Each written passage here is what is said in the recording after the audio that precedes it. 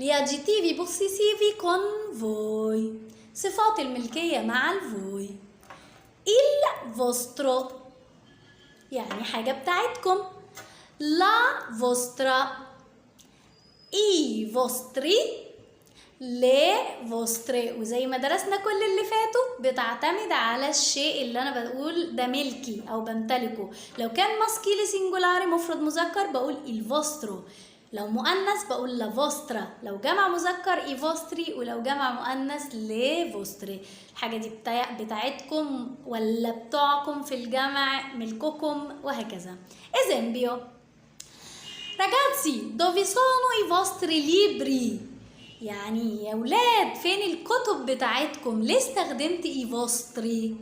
علشان ليبري جاي ماسكيلي بلورالي فاضطريت ان انا استخدم اي فوستري مع الاسم الماسكيلي بلورالي جمع المذكر.